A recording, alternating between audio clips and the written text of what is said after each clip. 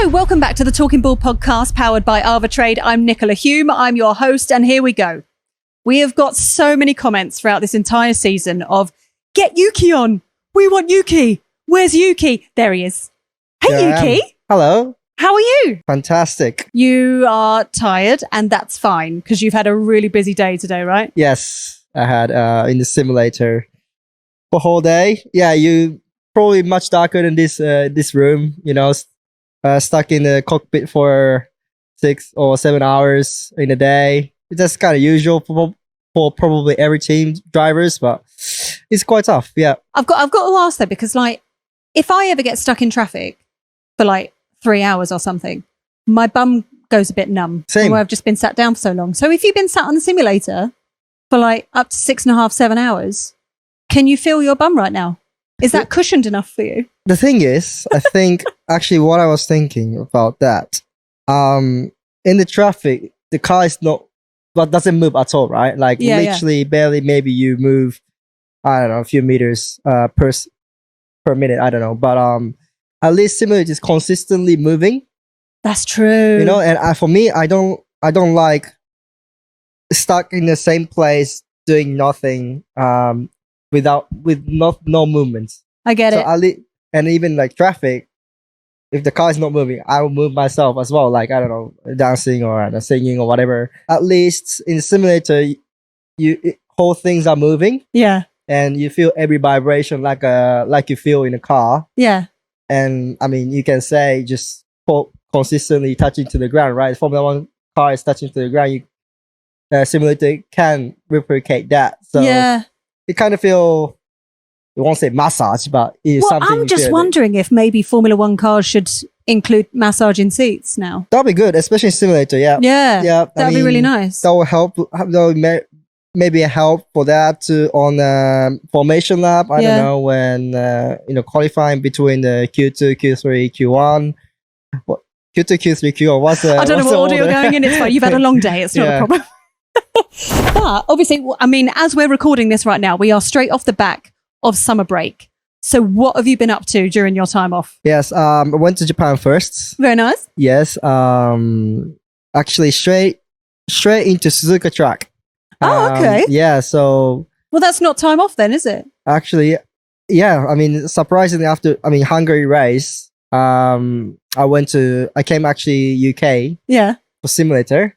Right. Extra session before summer break, and straight into Japan. But also next day I was driving already in Suzuka. It's called summer break for a reason. I know. You're supposed to have a break. At least I was not driving Formula One car then. That's true. Yeah. But you're still driving on a track. Yeah, I mean, so it was part of like Honda Junior program, whatever. Testing that. Yeah.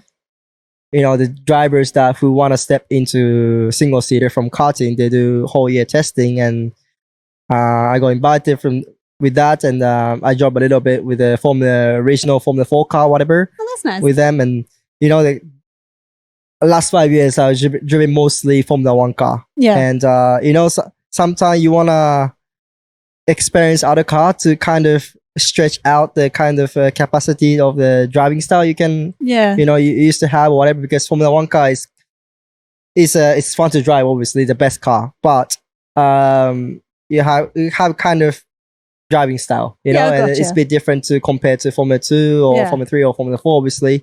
So it's always good to have, you know, different kind of skills. So that's why maybe I should drive Formula 4. You know, I haven't drive over 7 years, 8 years. So yeah, why not? And I step into that. Yeah. So did you do any relaxing after that?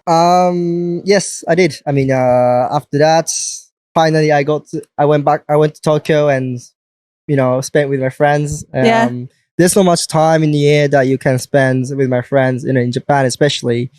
So straight into the one night out, you know, as soon as What did you do on your night out? We need to know. This is important information. What I did, I mean, Tokyo is quite good to go out. I've never been. I'd love to go. Definitely you should go. Okay. I mean, nice bars, I don't know, billiards or those kind of, something you can do indoor. Yeah. It's got fun stuff. Games and drinks and fun things. Exactly. And obviously, nice food as well. I'm surprising actually myself that because of Hungary, after that, straight into the UK, and maybe I slept 5 hours and the train simulator. And obviously after that, I have to fly over, and I could actually 4 or 5 days in a row, maybe I didn't sleep more than 5 hours or 4 hours. That's crazy. Yeah, but I'm still able to somehow waking up until 4:30 or 5 a.m. and the first 5 days in Tokyo. Maybe jet lag helped a little bit. I drank also Red Bull for that. Very handy. Yeah. But yeah, I was surprisingly energetic. Yeah. I mean, so we're back now. You've had your simulator day. We are talking just ahead of Zandvoort. But is your favourite part of the day when you come to Milton Keynes the canteen? Because I'll be honest, right?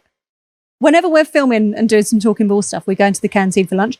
The food there's pretty good. Honestly, I quite like it. I was saying to my engineers, like Red Bull Racing campus canteen. Yeah, it's probably the best food you can eat in Milton Keynes. It's really nice. I know. In Milton Keynes. Yeah. I was living here 1 year, so I know. I mean, probably the situation or the season I was in didn't help much because I was literally in quarantine time. So I had to mostly Uber Eats or whatever. But honestly, it's Red Bull canteen. Even you have 3 restaurants to choose. There's one in one building, other building, and also in this building as well. In the building next to this one, there's kind of 3 types you can choose. There is, yeah. It's a dream. Yeah. Yeah. But I mean, we're probably going to end up touching on food quite a lot in this podcast because clearly it's something that you love to talk about. But do you have a particular Grand Prix that you like to go to purely for the food, and you're not allowed to say Japan? Oh, okay. Well, I was just about to. So I have to lay down some ground rules. Australia. Australia is nice. Interesting. Yeah. What would you eat in Australia then? Breakfast culture. Okay. Almond toast, amazing. Yeah. I mean, to be honest, I had, maybe it's a bit biased as well because I love Australia. But also same time, like Aussie Wagyu. Do you know Aussie Wagyu? No. You don't know Aussie Wagyu? No. Personally, for me, it's the best meat in the world. Okay. Better than Wagyu. So actually, Aussie Wagyu is still the Wagyu. Yeah. So it still tastes like Japanese Wagyu, but at the same time, they combined with the Aussie beef and the Wagyu. So you telling me it's actually better than the Japanese? Yeah. Oh, that's a massive statement. I know. Yeah. And I mean, probably 5 years ago, I would never ever say this kind of things. But in Europe, in generally, the meat is a bit more meaty, like less fat, and you can taste a real strong, a bit more tan. I don't know how to say, less fat. Yeah, gotcha. Yeah. In Japanese meat, like Wagyu especially, you have a bit more fat, and you need the fat running through it for it to be exactly. Yeah, almost you don't have to chew, which is like first 2 bites. It's still, I experienced that it's the best meat in the world. But 3rd and 4th, 5th bites, I start to feel degradation. Like it starts to feel heavy. Okay. So I can't really eat much quantity. And for me, the meat, I want to eat a lot of quantity. And Aussie Wagyu is like a perfect balance between not much fat, but still you can taste a bit of a kind of juicy side of the meat. And Austrian Wagyu, it's a meat. I'm really concerned about this podcast because if we're going to talk so much about food, I'm going to get really hungry while we're doing this. We should have done this in a kitchen. I'm also really, really hungry as well. Yeah, we should have done this in a kitchen. And about sorry, I'll have to chase by the Aussie Wagyu. The Aussie Wagyu. Please continue. How they make it is that they, I think, import the Wagyu cow. Yeah. The cow from Japan to Australia, and they grow the Wagyu cow on their way. So it's something about the Japanese cow eating the Australian grass. Exactly. That makes it perfect. Yes. I see. Australian grass, water. Yeah. What they feed, and obviously that kind of, and they create a baby, and that kind of things. It's pretty impressive. Okay. I saw a clip of you cooking for Gordon Ramsay. Yes. How was that? Definitely. Was that a lot of pressure? I was sweating like hell, Was he nice? He was very, very nice. Yeah, super fun to spend with. Like we consistently chatting. I mean, he was also like, once he actually arrived, like, hey Yuki, whatever, even saying hi to every members of the filming crew, and like, yeah, it was really, really nice touch. But yeah, it was actually one of most enjoyable filming I've done with him. I've got quite an interesting question here. Do you have any other hidden talents that we should know about? Now, obviously, we know that you're a very good cook. I have a lot of talents, yeah. What other sort of random hidden talents have you got? I can smell. My nose is quite sensitive. Yeah, see, this is the note I've got here. He's got a crazy good sense of smell. Yeah. Is the note that I've got. Yeah. In what way? Like you can smell things before other people do? I don't know. Maybe generally quite sensitive to farts. So I don't know if it's good or not, to be honest. It's quite tough. But when you've got a good sense of smell, you just don't want to walk past that. Yeah, but also I fart myself quite a lot. So quite self-firing quite a lot. But okay. And especially even the food as well. Like if you smell it, I kind of know what kind of ingredients they're putting. Or like that's why you're a good cook. Yeah. Because you just know what's going on. That's a secret. Yeah. It's all in the smell. Yeah. Aside from the farts. Apart from farts, exactly. So, I mean, let's go back to racing. I mean, you've been part of the Red Bull family for a long time. I mean, you were a Red Bull junior driver, and then it was Visa Cash App you were part, and now you're Oracle Red Bull Racing Team. How did that feel the moment you become a Red Bull Racing driver? Or did it kind of feel easier because you were already kind of part of the family? Just felt like you were just moving next door? I think it was more towards just the things you just said, the more towards second option you just said. I think one reason was I became Red Bull Racing, became Red Bull Racing driver in the season. Yeah. Third race in Suzuka. So there was not much actually time to feel or even like normal process that drivers have. Once you change the team, you have kind of off season, January, February time to kind of chat with the team and celebrate it. Exactly. Yeah. Even you have off season tests to feel the car, progress with the team on that year, step by step. But I didn't have that kind of approach or that normal steps that you usually have. So I don't know. It feels like strangely first time jumping into Red Bull Racing before I went out from the garage. Just sitting down in the cockpit, just felt like livery just changed. Well, the livery was very nice that weekend. Liveries are amazing. Yeah, but so I think good for you. Yeah, it must have been a really weird sensation because number one, you've stepped up to Red Bull Racing. Number two, brand new livery, and number three, it's at your home race. Yep. So, what was going through your mind before you went out on track for the first time? I mean, the timing was crazy. Like home Grand Prix, and on top of it, first time Red Bull Racing, and it's kind of perfect. It's perfect. Yeah. I just felt like the moment that I was feeling, I don't know, obviously the pressure is quite high, but somehow didn't feel I was pretty relaxed considering the amount of pressure I was having if I think about now. And actually funny story is like, I was wearing white suits or blue suits. I don't know, more like white suits last 5 years. Yeah. AlphaTauri, racing boots, and I was desperate to, wear Red Bull Racing suits, that, dark blue suits. I love the color, and I was wearing the F2, F3 season, and, I knew that, well, in my opinion, it suits better in that color, at least color point of view to myself. So, I was looking forward to it, but suddenly they changed livery and to white. So I still wearing white. It looks the suits was amazing, but like, so okay, cool. Maybe I want to wear actually normal suit. So, I mean, there's a bit of mixed feeling, but yeah, still the best livery I've seen. So why not? So did it feel more special eventually when you put the blue suit on? Did it really then hit home? I feel a bit more special actually in the next race. Yeah, when I wore that Red Bull Racing actual suit that I actually never wore in my life. because Formula 2, Formula 3 suits is same livery, but it's different material. You can tell the difference. Yeah. So was nice. Well, that was nice then. Were your family there? Because I know, your family go to a lot of races. Actually, we spotted them. We spotted your dad in Monaco. So were they there for your first Red Bull racing race in Japan? They were in Japan, for sure.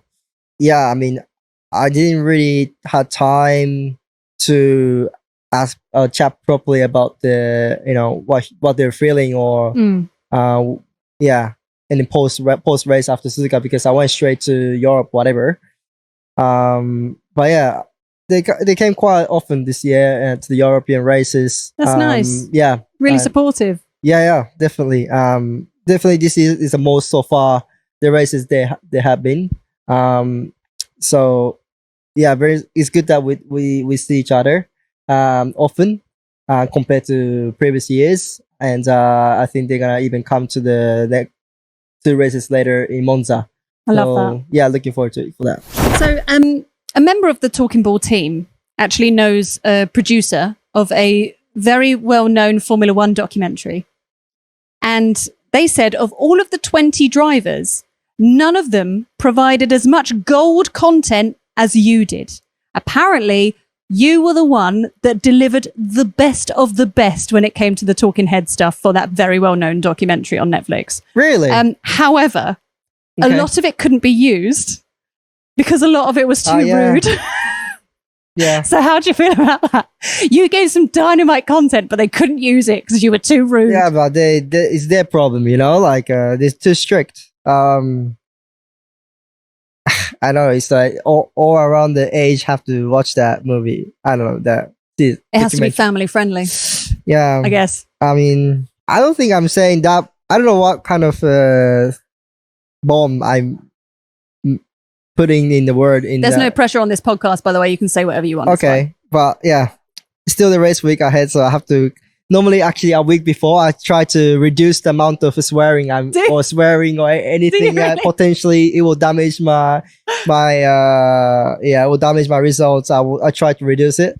Well, because I think you were kind of well known when you first joined the grid. You were well known for swearing a lot. Pretty much, yeah. But now you've calmed down a little bit. Mm-hmm. So if now something annoys you a bit, what are you saying to replace the swearing, or are you still kind of swearing? When I got annoyed,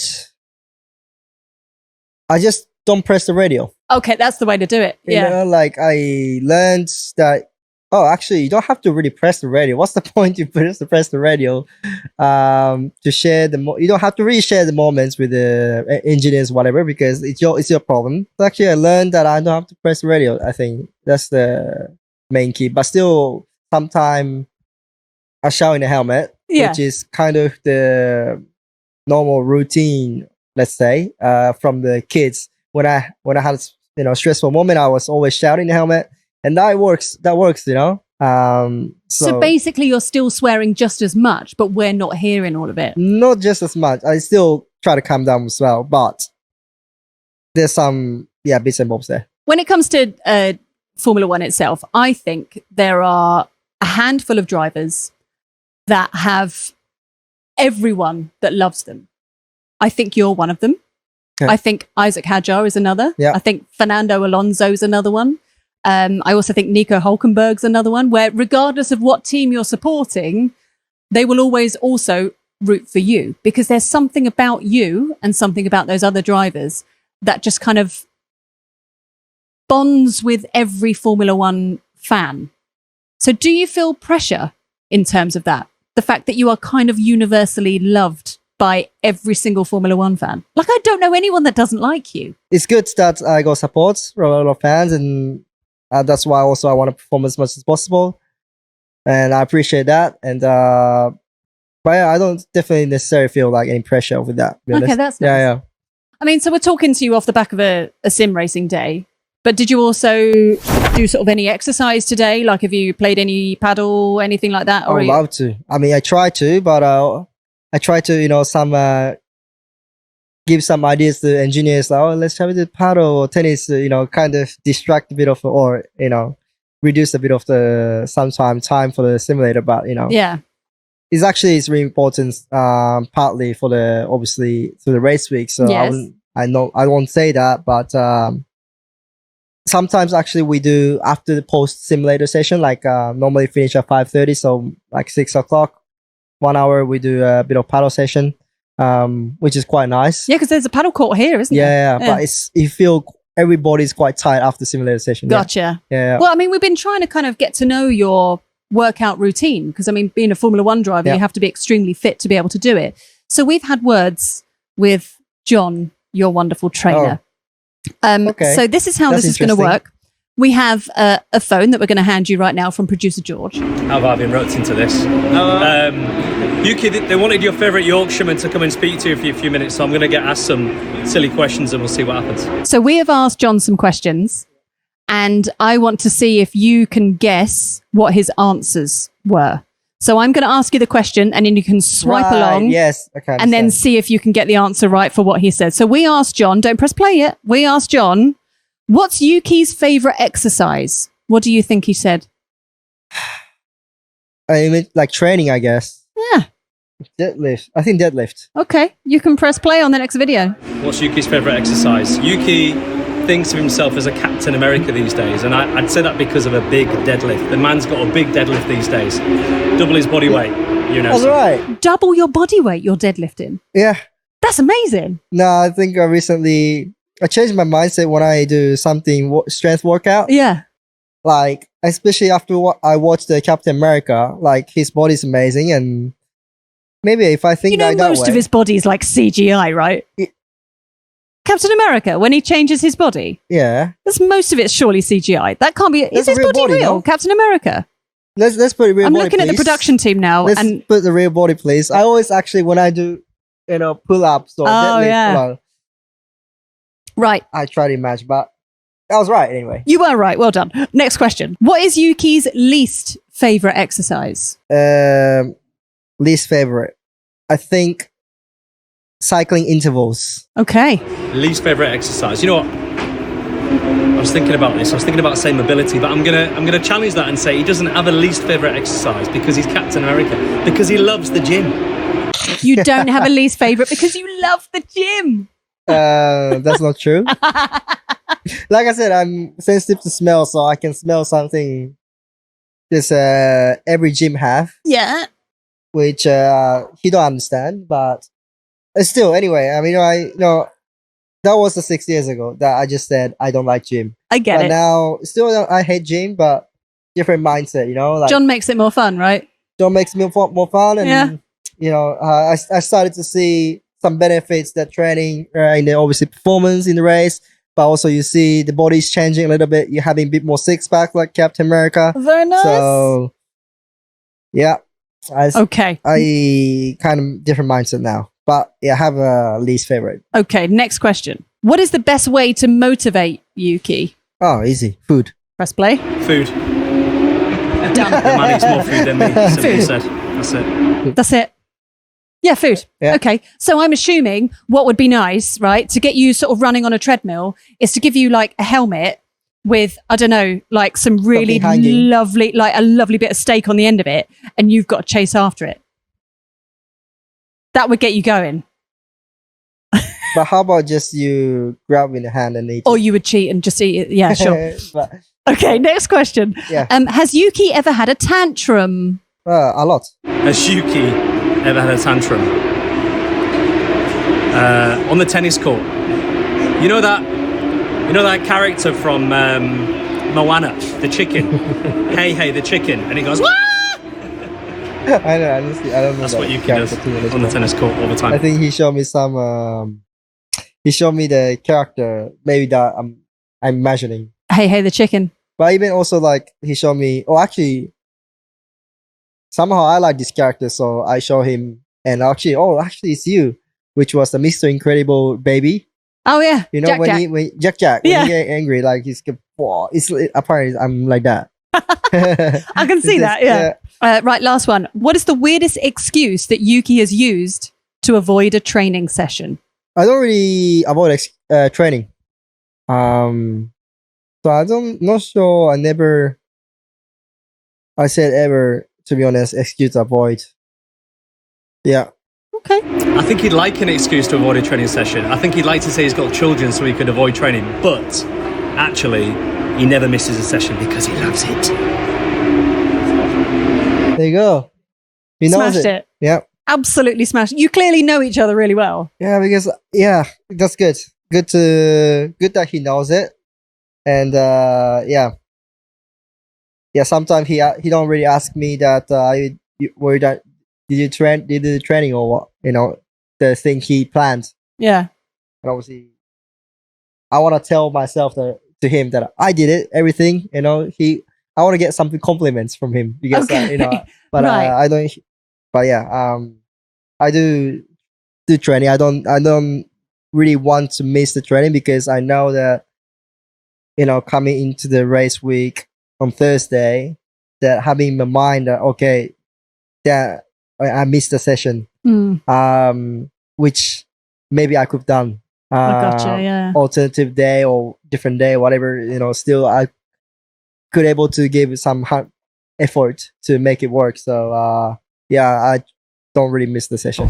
Now, we can't talk on this podcast without bringing up new team boss, Laurent Mekies. Yes. Now, you've known him for a long time because he was your team boss over at VCARB and now he's your team boss here at Red Bull Racing. So how does that feel? Do you feel like you have like a more of a bond with him, the fact that he's now moved over to Red Bull Racing, or does it feel the same? Feels the same. That's nice. Yeah. What's he like? We haven't had him on this podcast yet.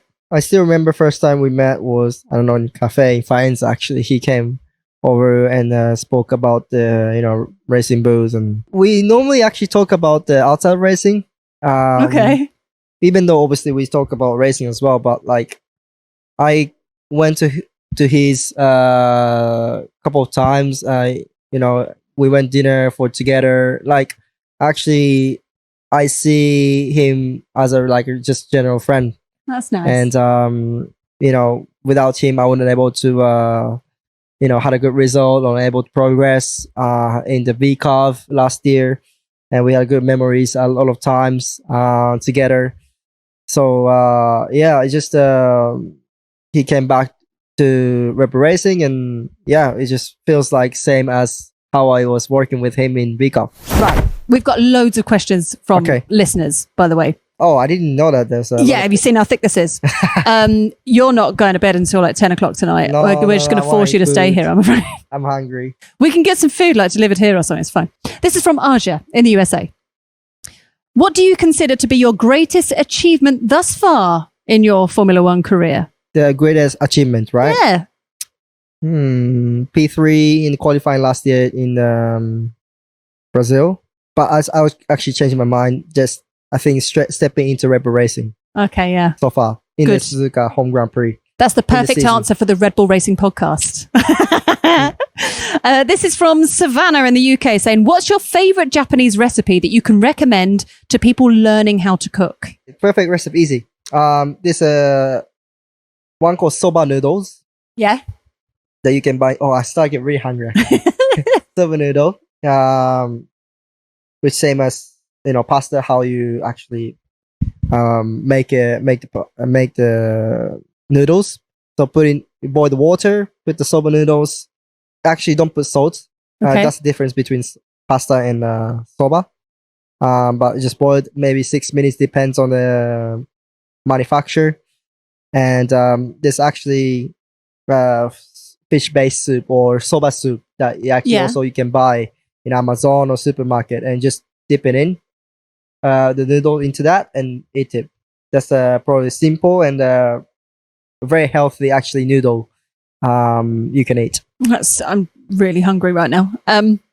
This is from Anna Rita in Italy saying, also, sorry. Oh, go on. if you can put a bit of seaweed on top, that's perfect. Oh yeah, nice. Yeah. And maybe green onion. Oh, okay. Yeah, nice. Good shout. Maybe wasabi as well, a little bit. Okay. Do you want to add any more to that, or should we move on? Let's move on. Right. This is from Anna Rita in Italy who says, do you have any rituals before a race? I drink Red Bull to wake myself up. Fair. Because normally the race is after afternoon, right? Which is after lunch. And after lunch, it's not that sharp as much as before. You start to feel like I want to have a nap. Yeah. But you have to warm up and make our mind sharp. So Red Bull, I would say. And you normally start to warm up 15 minutes before the time you go into the garage. Physical warm up like neck, core, arms, a bit of reactions, eye coordinations, those sort of stuff. Yeah. Okay. This is from Tomo McCluskey, who's actually my co-host for this podcast, but he's on holiday right now, so he couldn't be here. So he wants to know, are there any athletes that inspire you from other sports? Cristiano Ronaldo and I would say partly Michael Jordan. And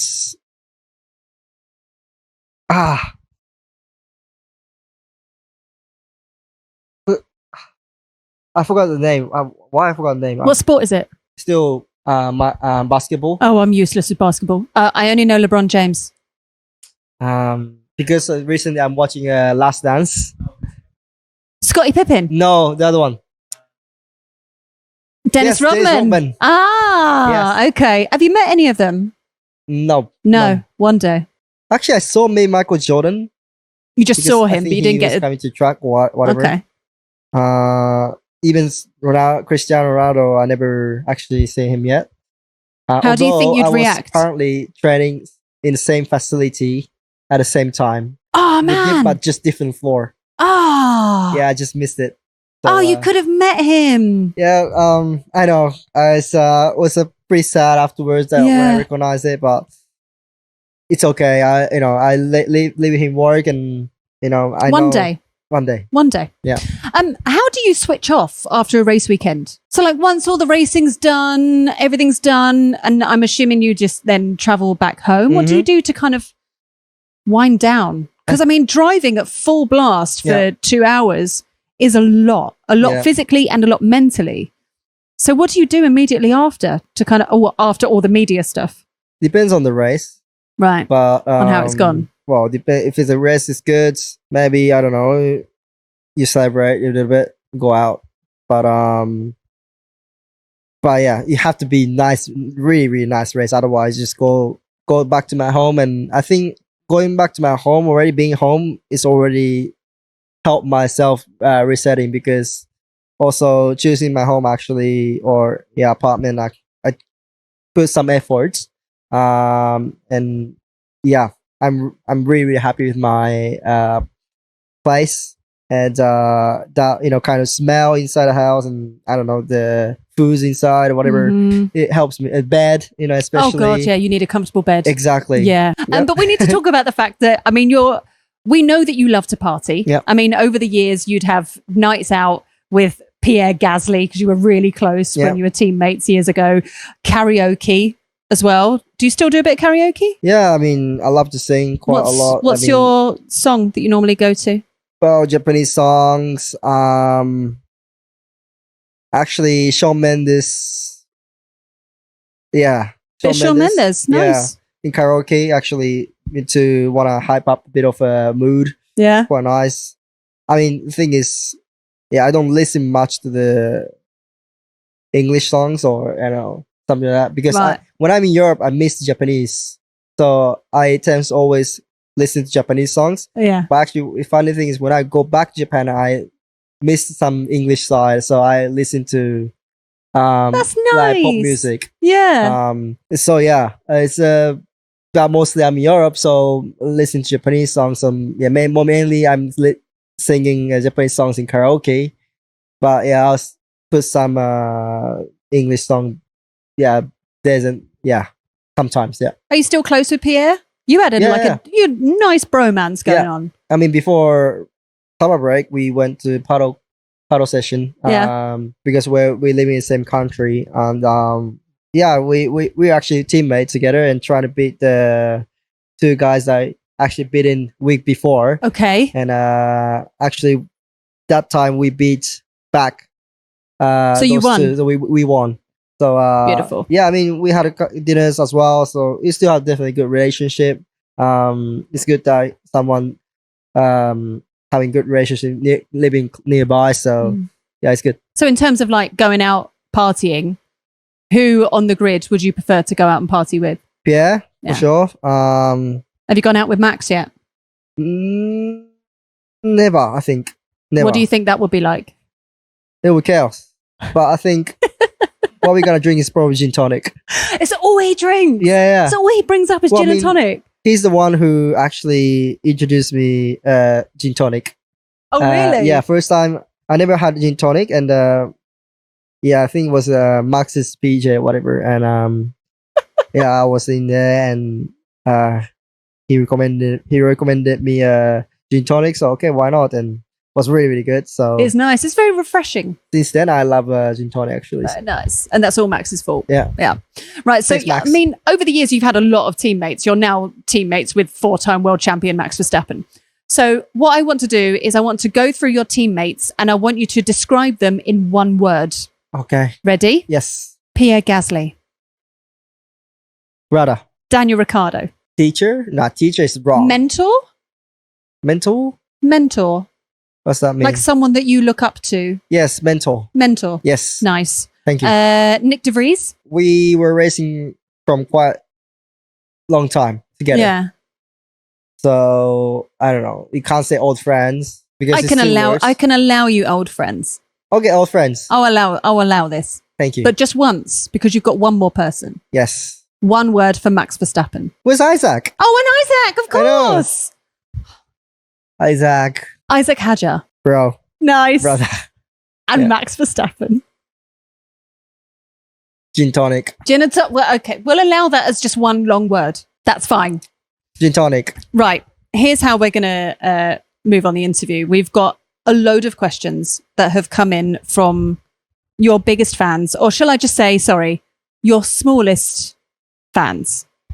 So I'm going to hand you over the phone and you can have a little look. And the first question is from Otis. You can press play. Hello, Yuki. My name is Otis, and I am 5 years old. I want to know how heavy is your helmet? Good question. I don't know. They can't be too heavy though, can they? Because otherwise that'll be just too much. It's not too heavy. You don't have to give us an exact weight. I think 2.8. That's great. That's bang on. I wasn't after an exact weight, but you've absolutely... I don't know.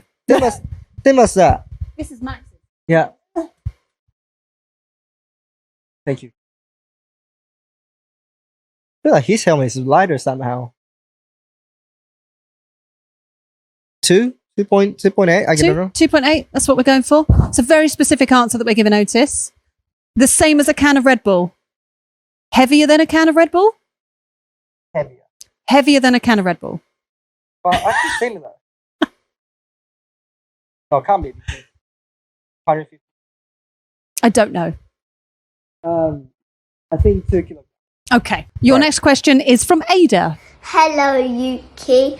My name is Ada, and I am 7 years old. I want to know if you have a TV in your car, and what would you watch, Bluey Important or questions Peppa coming Pig? away. Would you rather watch Bluey or Peppa Pig? And do you have a TV in your car? I mean, like Formula One car?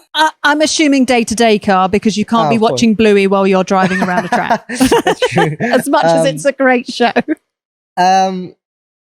No, I don't have it actually. Well, I have navigation, so maybe I never tried it. Okay. And if you did, would you watch Peppa Pig or would you watch Bluey? Do you know is that the cartoons? Yeah. I don't know. I don't have children. All I know is Peppa Pig is a pig. All right. She's a pig and she snorts. And Bluey's just a really lovely blue like dog or something. Yeah, I'm curious to Peppa Pig then. Peppa Pig. Good shout. Good shout. Peppa Pig. Right, your next question is from Rudy. Hello, Yuki. My name is Rudy, and I want to know if you had a horn in your car, what would you rather the sound be, fart or burp? Actually, I try to say fart, so fart or burp. Fart, definitely fart. Like big, fat fart. Is actually maybe 70% humidity. Oh, moisturized. Yeah. You know, it doesn't feel really disgusting, but it feels something. Okay. Yeah, quite heavy actually. Okay, good. A good heavy fart. Some talk in it. Brilliant. Might help you go faster sometimes. Maybe, yeah. Yeah. Good. Okay. Why not? Next question is from Eden. Hi Yuki, my name is Eden. My favourite song is Golden by K-pop Demon Hunters. And what's your favourite song? K-pop. You like K-pop? Yeah, so she said, what's your favourite song? Because hers is Golden by the K-pop Demon Hunters. Well, I only know K-pop, probably, but she likes K-pop, yeah. Which is... So what's your favourite song? That's what she wants to know. Although, no, you mentioned earlier the Japanese song. Yeah, one called from Japanese artist called Vaundy. Yeah. So Vaundy. The song's name is called Odoriko. So Odoriku, I think. No, Ko. Yeah, something like it's very chill, relaxing. But it's nice rhythm. Actually, even my John and a manager, whoever listened to that song, actually they love it. So I love that. Yeah. I'll have a listen in the car on the way Please. home. Next up, we've got a question from Benji. Hi Yuki, my name's Benji, I'm 8 years old. My question is, what was your toughest race that you've ever featured? Actually, some serious journalism here from Benji. So more of a serious question, yeah. It was Qatar 2 years ago, I think. Why is that? It's just physically tough.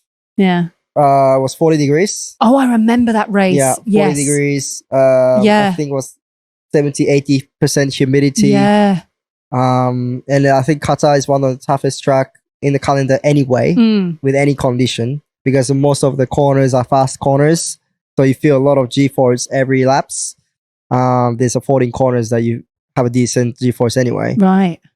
And that feeling was like already driving by yourself is really, really hot. It feels like you're in sauna. And already from lap 12 onwards, like you feel like, there's a feeling that you want to get out from sauna. That feeling was already from lap 12 and you still have to do 40 laps to go, I guess. And the worst thing is I need to actually had to open my visor to actually order to breathe, because inside the helmet as well is get too warm, and what I was breathing was like really, really hot air, which was, it almost feels like I got burnt my throat, you know what I mean? Yeah. And especially driving behind a car is the worst, because you want to open the visor, but at the same time, because of Middle East, the sun comes out from the car in front, so the sun comes through the visor and go into my eyes, and you can't really, open the eyes. So you want to close the visor, but if you close the visor, you know that then you can't breathe. Yeah, consequence with the breathing. So you either can't breathe or can't see. Exactly. So which is the most important? Probably being able to breathe. Maybe breathe, yeah. I would for sure, yeah. Now look, that was really hard hitting journalism there from Benji. But we've got one final question, which I think is probably the most important. Wait, is he in the toilet? Press play. Hi Yuki, have you ever pooed in your car? Important question. I love the. Have you ever pooed in your car? He sends from sitting on the toilet. By the way, it's a nice toilet though. No. No. I don't think. I was not expecting this kind of reaction. I thought it was just going to be a flat no. I think I did. But now I need to know what's going on here. I think when I was like 7 years old. So. Okay. Just a long race or? No, bad food beforehand? Practice or either race. I think I tried to fart. I don't know. Maybe in qualifying, I tried to have extra power from the fart, and maybe I got too excited. And it's basically just a different version of DRS, isn't it? Exactly. Before we wrap up, there's still a couple of questions that I want to ask you about being an F1 driver. Why do you drive under the number 22? Does it mean something? Not really, to be honest. But no. I wanted to some drivers, they pick the numbers because it means something. I wasn't sure if it meant something. That's what I tried to do, which was not 11 was for me go-to number. It's like 11. Just a lucky number. Also my birth date. Okay. Birthday as well. So I was driving with 11 for a long time and wanted to use 11, but yet Checo was using. So obviously I can't. Was the next option probably is then number 7, because Cristiano Ronaldo, but Kimi was driving with that. So okay, maybe then I still want to stick with 11 because that's the preferred number, but obviously I can't. So maybe just then double 1 it. plus 1, double it. Exactly. Yeah, nice. 22, and I think I quite like 22 now. Actually, it's a good number. Yeah. You're part of quite a special group of Japanese Formula One drivers. I mean, there's been loads within the history. I mean, you've got like Takuma Sato, Ukyo Katayama, then you've got Uguru Suzuki, and you've got loads more. How does it feel for you to be part of that list? Or was there any of those that you really looked up to as a kid? Yeah, I mean, with Ukyo Katayama, he came from exactly the same town. So quite a small town. Yeah. Was it? A very small town, yeah. Really? I mean, quite small. And I remember... Well, what are the odds of having 2 Formula One drivers from such a small town? I know. And somehow in that town, there are a lot of athletes recently coming out, like gold medalists, for example, Olympic. Somehow something there is in that town. Yeah. I don't know why. Something in the water. Maybe water, yeah. True. Yeah. Or, yeah, water, air, I don't know, but that town is actually going well with their athletes. And yeah, with Ukyo Katayama, I remember first time I met him was when I was like 4 years old, and my dad took me to the, like, he was doing like talk show in his town or in our town, and I went there and listened to that. I still remember that. So yeah, it's obviously a very honored and proud thing that I'm able to be in that, in the lists, and obviously I want to have more success. But yeah, I'm very respecting those drivers, and yeah, I'll just keep pushing. I mean, clearly you're at the top of your game right now. You're driving for a world championship winning team in Formula One. Eventually, you will probably retire a few years down the line. So what comes after that? I'm assuming something food related. I'm going to gamble and say you're going to open a restaurant or something. I really want to open a restaurant. Yeah. And actually, I mean, it's just not the time now. But no, you're too busy. Exactly. And you're too busy racing. I want to focus on racing, but definitely I want to open the restaurant. And I'm thinking in London. Okay. Yeah. Oh, that's good. Then I can come along. London is very accessible to any country. And, yeah, I'll be there. I love the city. So yeah, I think that'll be my plan. Okay. And the most important question of the day to wrap up this wonderful podcast: what are you having for dinner tonight? Because I know you're hungry, because I'm also hungry, because we shouldn't have spoken about food so much on this podcast, but here we are. So what's your body saying right now? What are you going to have for dinner? I mean, realistically, because of where I'm staying in the Milton Keynes, I'm going to eat at the restaurant in the hotel, where I'm staying in Milton Keynes. Yeah. There's a nice beef Wellington. Okay, yeah, very nice. So it's beef Wellington tonight, but if you could have anything for dinner tonight, like the world is your oyster, whatever you want, what are you having? The ultimate dinner. I'm so hungry. This is the last question, I promise. Then you can go and eat. So the quicker you answer it, the quicker you eat. True. I feel like it's a very important question, It is. Brisket. I wasn't expecting that answer. After like long day, something I need like heavy and arty. It's a very wintry food, that. Very wintertime food. I think so. Brisket. Brisket from Texas. You're going, like proper, like smoked brisket. Brisket, exactly. Barbecue brisket. Yeah, barbecue brisket. Yeah. I was thinking slow cook in the oven in a very British way, covered in gravy, with just like proper hearty winter food. John will love that. Yeah. Maybe not for me. Okay. Wait, actually, I never try British brisket, so I'm now curious with that. Actually. Okay. Yeah. Yuki, thank you very much for joining us on Talking Ball. It's been lovely. You may now go and eat. Yeah, fuck yeah. Thank you, guys. Thank you.